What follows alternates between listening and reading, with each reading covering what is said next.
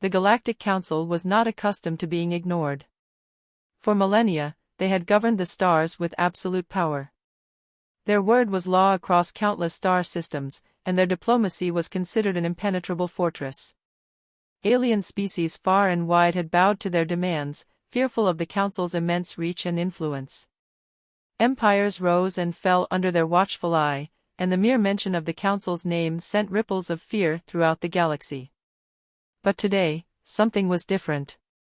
Today, the Galactic Council had received a message from Earth, an insignificant, primitive planet, once thought to be a mere curiosity in the cosmos. A small blue world tucked away in the backwater of the Milky Way, its inhabitants were known for their resourcefulness, their short-lived bursts of war, and their shocking ability to adapt. Humanity was often overlooked in the grand machinations of the galaxy, their occasional scuffles with other species considered little more than a footnote in history. But now, Earth was making headlines.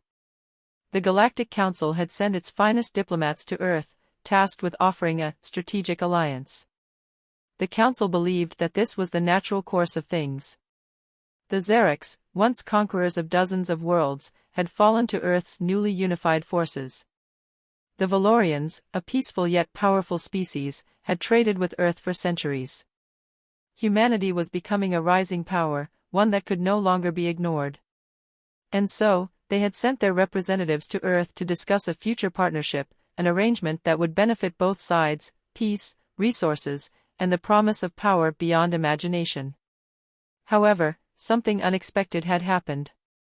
Earth had refused. The Council could not comprehend it. Their diplomats had arrived in Earth's capital, prepared to present their terms.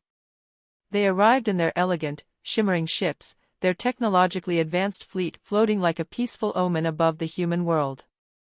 But when the message had been delivered, when the representatives from the Galactic Council had asked for Earth's compliance and allegiance, the response had been shocking, unexpected, and blunt. "Thanks, but no thanks," the message had read. "We'll handle our own affairs." The Council had assumed it was a miscommunication, a momentary lapse in judgment, and insisted on a second round of talks. They didn't understand. The humans had refused a seat at the table with the most powerful force in the galaxy. The idea was absurd. Every species that had ever refused the Council had been brought into line by force, either through the promise of annihilation or by the sheer inevitability of their superior technology. But Earth's response had not been a plea for mercy. It had been defiant. It had been something the Council had never expected, a declaration of independence. "We don't need you," Earth had boldly stated. "We've seen your methods. We've seen how you conquer and manipulate. We won't be part of your game." The Galactic Council was stunned. For a moment, there was silence across the stars.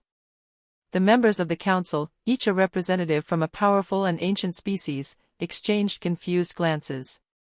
It was unthinkable. How could humans, a species so young, so volatile, dare to refuse their grand offer? The high chamber buzzed with anxious energy. The head of the Council, an ancient Valorian diplomat named Illithas, stepped forward. His tall, regal frame was flanked by the nervous faces of his fellow delegates. His face, typically composed and wise, now wore the signs of unspoken worry. "This is an insult," Illithas murmured, more to himself than to anyone in the room. How could they possibly refuse? Do they not understand what they're rejecting? A Zharrax delegate, known for his immense strength and no-nonsense demeanor, slammed his fist onto the table, his voice a growl that echoed through the hall. "Their defiance is unforgivable. We must remind them of their place. How dare they challenge the Galactic Council?" Another voice, calm and measured, spoke next. It was the representative from the Valorian Union, a species known for its balance of power and peace. "We must not act rashly. Let us first consider why they would make such a move. Earth may be unpredictable, but their refusal, it is not just pride. It is a statement. We must understand it." Illithas silenced the room with a wave of his hand. His eyes narrowed as he stared at the screen showing Earth's vibrant surface. Humanity was bold, there was no denying that. They had fought wars among themselves and emerged stronger for it.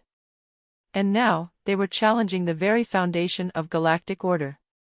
Then let us understand it, Ilithus said, his voice quiet but filled with cold resolve. But let us also prepare. If Earth insists on defying us, we will show them the weight of the galaxy's wrath. And so, the Galactic Council, for the first time in its history, was forced to consider what it meant to face a species that would not bend, a species that had rejected the most powerful organization the stars had ever known. But they didn't realize it yet, humanity wasn't afraid of their might. They weren't afraid of the consequences. They weren't even afraid of the Council's threats. And as the Council debated their next move, humanity was already preparing for what was to come, not in fear, but in defiance. The Galactic Council was in turmoil.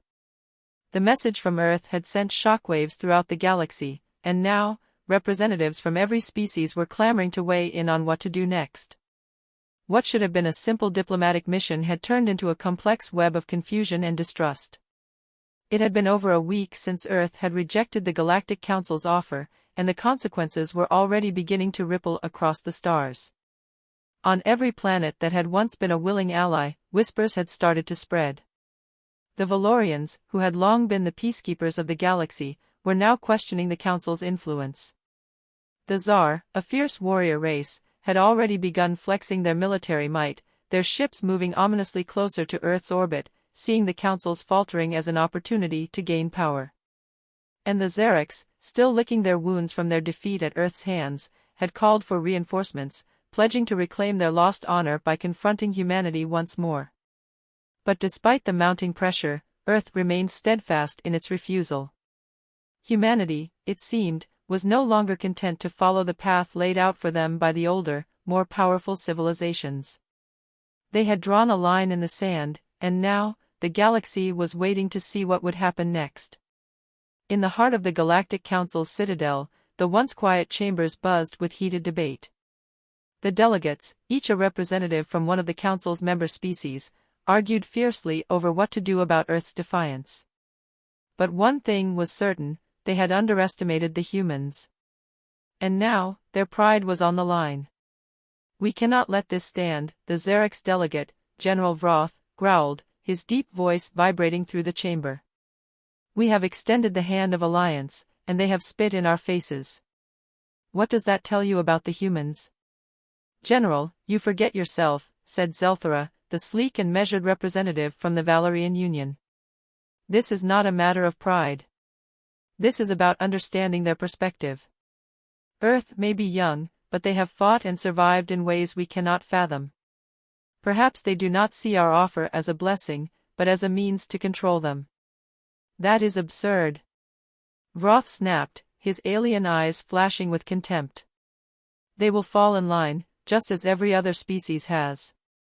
We offer them power, unity, a place in the galaxy. They need us more than we need them." Zelthara, calm as always, interjected. "We cannot think in terms of superiority. The humans have something we don't, they have a unique form of resilience, a strength born from their conflict and survival. It is unlike anything we have encountered. We should proceed cautiously."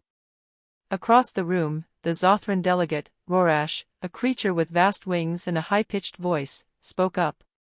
"Humanity's refusal is not to be taken lightly.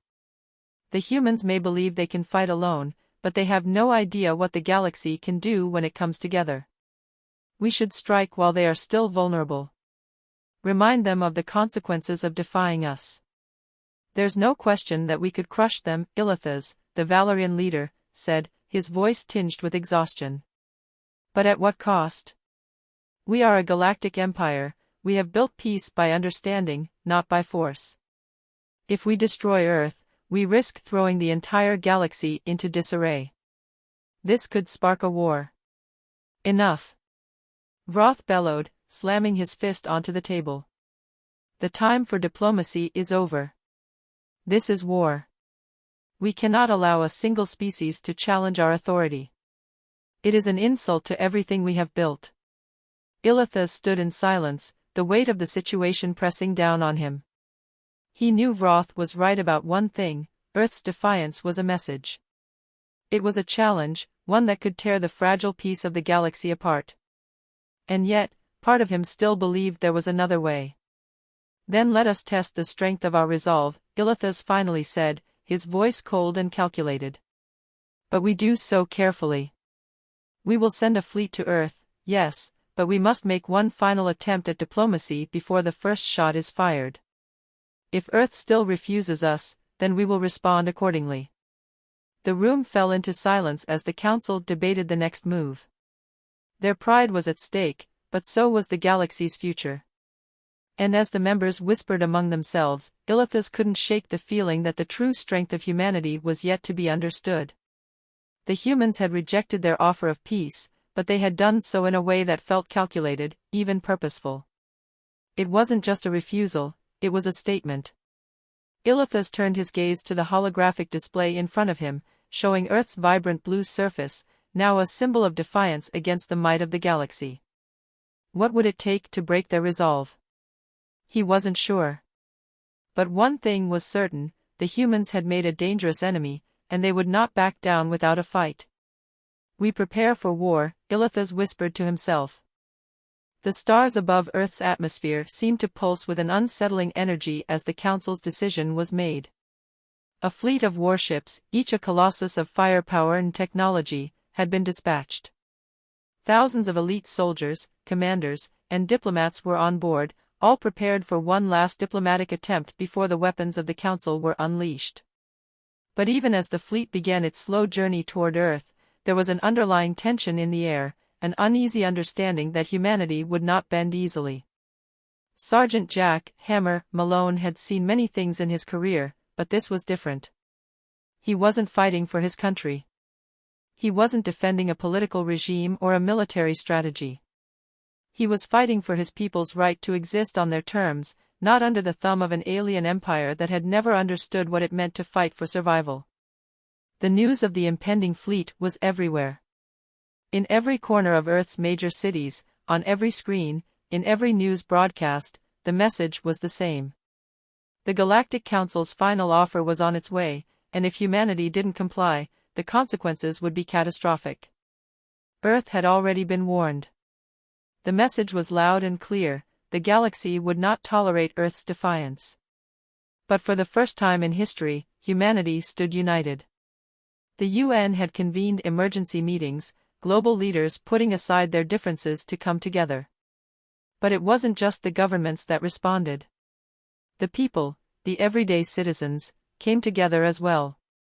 In the streets, volunteers prepared to support the soldiers; in underground bunkers, civilians made plans to defend their homes; and in the halls of power, leaders began to prepare a new strategy: resistance. "Humanity doesn't know the meaning of submission," Jack said to his team as they sat gathered in their command room. The news screens flickered with reports of the approaching fleet. "And we're about to show the galaxy why." His voice was calm, but his words carried the weight of something much greater. It wasn't just about fighting back, it was about proving a point. The galaxy had underestimated Earth for too long, and now humanity was ready to stand up, not just as a passive species, but as a force to be reckoned with. General Madison, the top strategist overseeing Earth's military response, was deep in discussion with his officers. "This fleet is overwhelming. The Council's ships are equipped with advanced weapons systems and shields we've never seen before," he said, his voice strained. "We'll be facing a near-impossible battle." Jack stood up, his hand resting on the map projected in front of them. "We don't need to beat them in their game. We need to make them play by ours."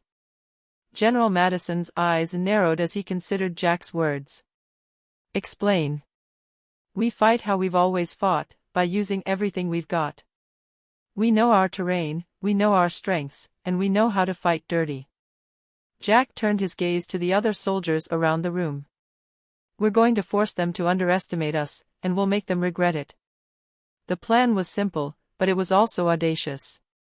Earth's military had already begun making preparations to hit the Zharrax fleet before it even entered Earth's atmosphere.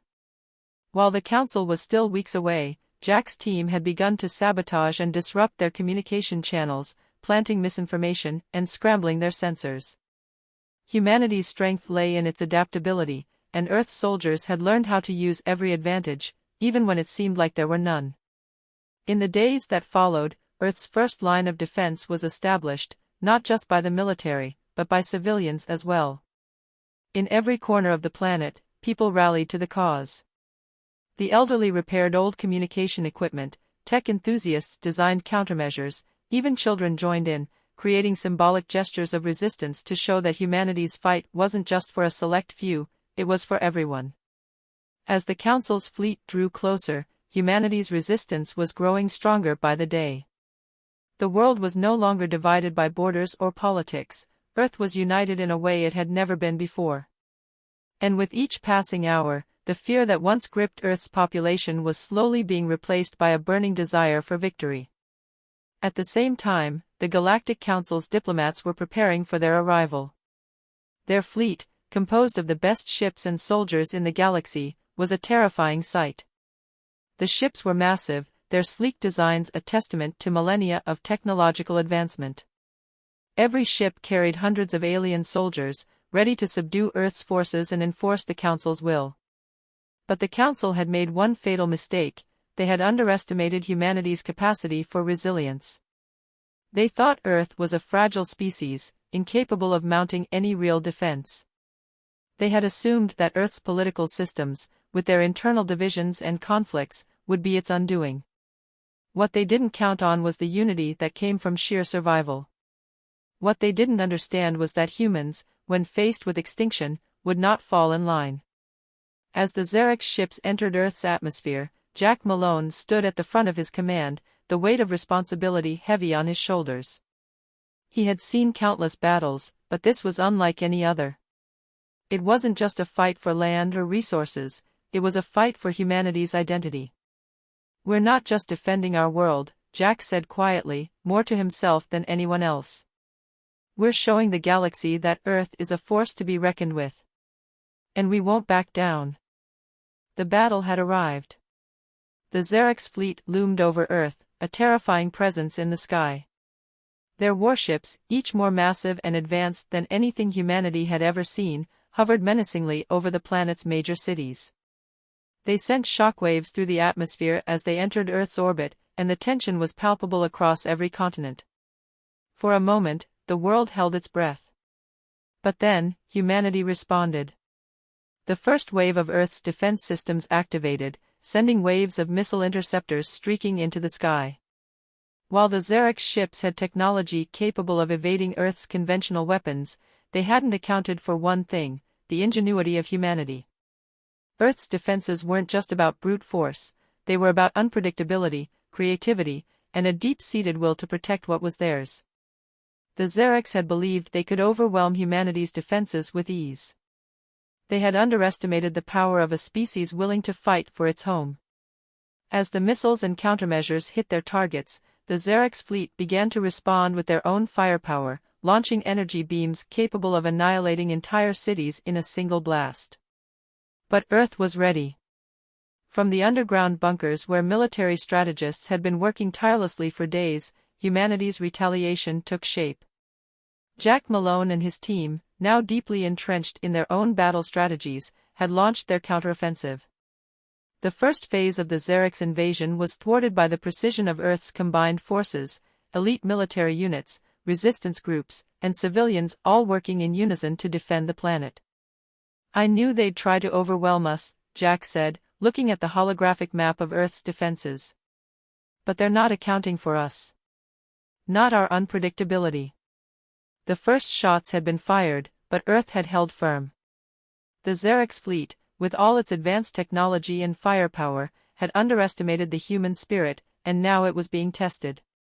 Humanity wasn't about to lie down and let their world be taken. Instead, they had turned the fight into a guerrilla war, one that the Zharrax were not prepared for. In the skies, the aerial defense units, manned by Earth's best pilots, engaged the alien ships in close-range dogfights. Their fighter jets, though old compared to the Zharrax's advanced ships, took advantage of Earth's atmospheric conditions, weather systems, terrain, and human ingenuity, all of which the aliens had failed to understand. Zharrax ships faltered under Earth's unconventional tactics, struggling to keep up with the unpredictable movements of the human pilots. "We can't let up," General Madison's voice crackled over the communication system. "This is just the first wave. We need to push them back, hard." On the ground, Earth's soldiers, now entrenched in their defensive positions, were battling the Zharrax ground forces. The first wave of alien troops had landed in various parts of the world, wreaking havoc on cities and towns. But as the alien soldiers advanced, they found themselves facing a relentless human defense that knew no bounds. The Zharrax, towering and powerful, had expected to mow through Earth's defenses effortlessly. But humanity's soldiers, from seasoned veterans to volunteers, fought with ferocity that stunned their alien invaders. Jack's team led the charge in some of the most dangerous urban battlefields, where the Zharrax's superior firepower was countered by human determination and ingenuity. Every street corner, every building, every alley became a battleground. Humans fought with whatever they could: guns, homemade weapons, even improvised traps. The Zharrax, though powerful, had never encountered an enemy that fought in such a desperate, relentless manner. Each human soldier embodied the will of the planet itself, united in their defiance. "We've got to stop them from getting to the heart of the city," Jack shouted, coordinating with his fellow Marines. "We make our stand here, and we don't back down." As the days wore on, the human resistance showed no signs of faltering. The Zharrax general, having watched his forces struggle to maintain a foothold on Earth, issued more orders for reinforcements, but the tide was turning. Earth's defenses had become more coordinated, more precise, and more effective. It was clear now, humanity wasn't just surviving, they were thriving under pressure. On Earth's communications network, global broadcasts sent a singular message to the Zharrax fleet: "This is our planet. We will not yield. We will fight to the last." In space, the last remnants of the Zharrax fleet hovered above, battered and broken. The invaders had underestimated humanity, and now they were faced with the consequences of their arrogance. As Earth's combined forces pushed forward, the Zharrax retreated, their plans for conquest crumbling under the weight of human resolve. Jack Malone stood on the front lines, the smoke of battle surrounding him. His rifle was at his side, and his eyes were fixed on the Zharrax warships in the distance. For the first time since the invasion began, he allowed himself a moment to breathe. They had done it. The impossible had been achieved. Earth had pushed back the invaders, proving to the galaxy that humanity would never kneel before anyone. "Tell the Council," Jack said, turning to his team, his voice calm but filled with conviction. "Tell them that Earth is not a planet to be conquered.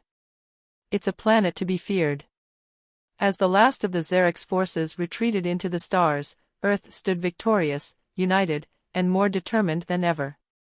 The Galactic Council had made a fatal mistake: they had underestimated humanity's capacity to fight, and now, they would face the consequences.